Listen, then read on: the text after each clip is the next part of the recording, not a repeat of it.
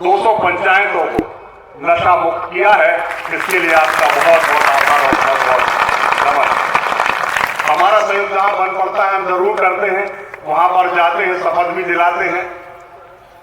शासकीय सहयोग की जो मदद होती वो भी करने का प्रयास करता हूं। संगठन बहुत समय से काम कर रहा, हम लोग उनके साथ मिलजुल कर काम करते हैं, परंतु आपके एक बात के लिए मैं सबका धन्यवाद करना चाहता हूं, क्योंकि आपने जो काम हाथ में लिया है नशा मुक्ति का, इससे बड़ा कोई काम हो नहीं सकता। आपका आदेश उचित जगह पर पहुंचाकर माननीय मुख्यमंत्री जी चर्चा भी करेंगे और जो आपने आदेश दिया है उसको मानने का प्रयास भी करेंगे। आपके संगठन के माध्यम से गांव में जितने लोग नशा मुक्त हुए हैं, उनके परिवार बचे हैं, उनके परिवार के सारे लोगों की दुआएं आपको जरूर मिलती होंगी कि उनके परिवार के लोगों को नशे से मुक्त किया, मुख्य धारा में जोड़ा। इसके लिए उनका भी बहुत बहुत धन्यवाद करता हूं। संगठन के माध्यम से मैं देखता हूं मेरे क्षेत्र में भी और कई जगह जाने का मौका मिलता है कि महीने में एक दिन जरूर आरती होती है, कई जगह आरती में जाने का मौका भी मिलता है और मैं देखता हूं कितनी तन्मयता और पूरे समर्पण के साथ लोग उस काम को कर रहे हैं। और ये जो जन जागरण का काम आपके आदेश से हो रहा है, निश्चित रूप से प्रदेश में इसका असर भी होगा और उसकी तरक्की भी होगी। मैं आपको विश्वास दिलाना चाहता हूं, पूर्व डिंडोरी में मैं आपके बीच में आया था, आपका आशीर्वाद मिला था।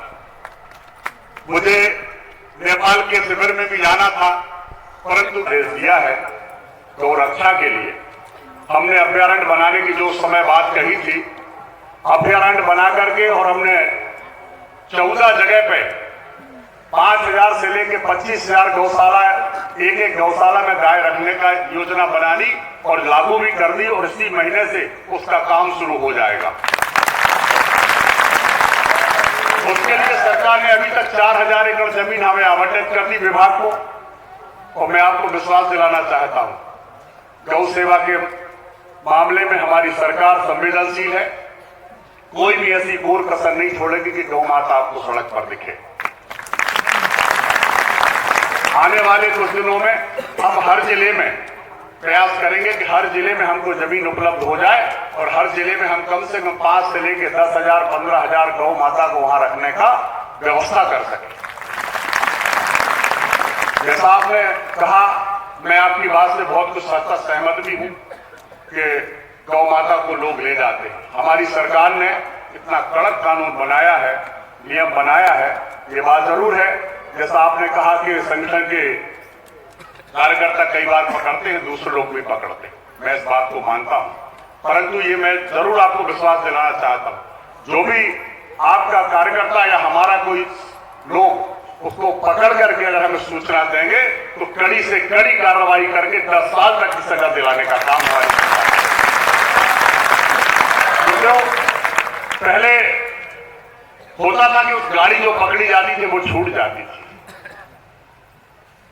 अब अगर कोई गाड़ी पकड़ी जाएगी तो हमारे मुख्यमंत्री जी के निर्देश पर हमने कानून बना दिया कि कोई भी वाहन यदि किसी गौ माता को ट्रांसपोर्ट करते हुए ले जाते हुए पकड़ा जाएगा तो उसको राजसाज करके समाप्त किया जाएगा और चालक के ऊपर भी केस बनेगा और मालिक के ऊपर भी केस बनेगा।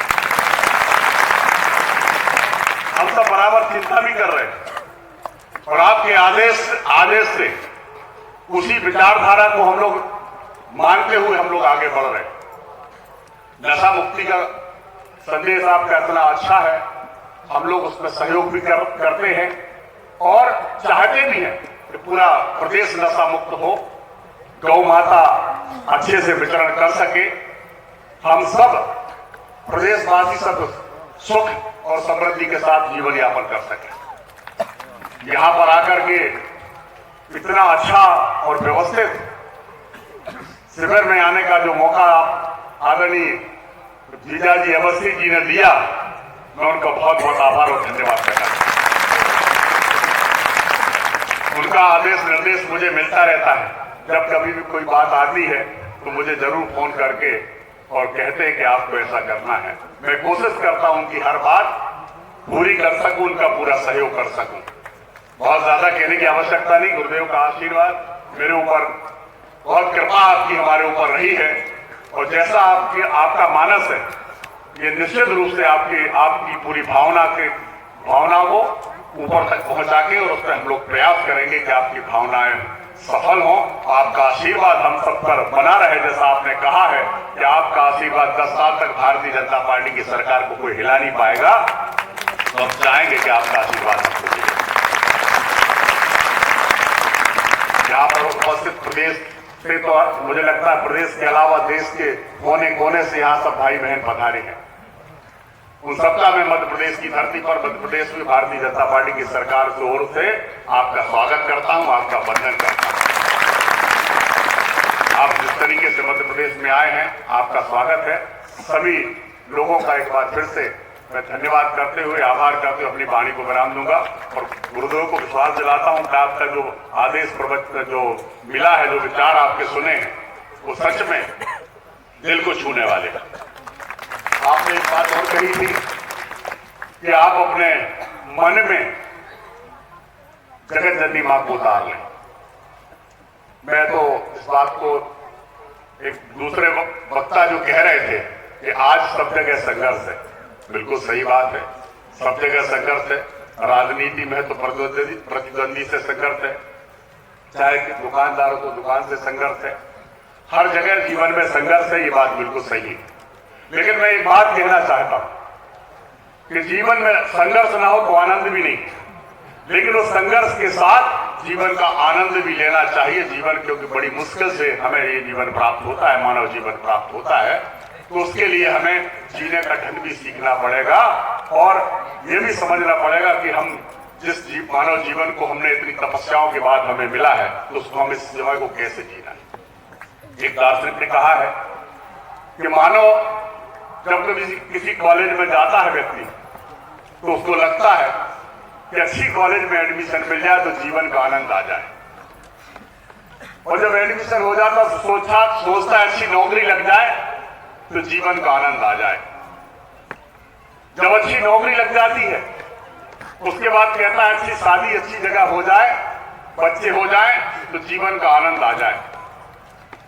शादी भी हो जाती, बच्चे भी हो जाते, लगता बड़े बड़े बच्चे अच्छी जगह सेटल हो जाए, अच्छे स्कूल में लग जाएं, अच्छे स्कूल में पढ़ने लग जाएं, तो जीवन का आनंद आ जाए। ऐसा करते करते और वो खुद बुढ़ापे की ओर चला जाता, लेकिन जीवन का आनंद छोड़ नहीं पाता। मैं आपसे निवेदन करना चाहता हूं कि अपनी आत्मा के अंदर तो जीवन के आनंद को ढूंढने का प्रयास करें, क्योंकि कल सांस आएगी नहीं आएगी ये किसी को पता नहीं। जिस क्षण में हम जी रहे हैं उस क्षण को जीने का प्रयास करें। मुझे लगता है शायद जीवन में यही सबसे महत्वपूर्ण बात होगी। मैं गुरुदेव के चरणों में एक बार फिर से प्रणाम और नमन करता हूं। उनका आशीर्वाद कृपा बनी रहे।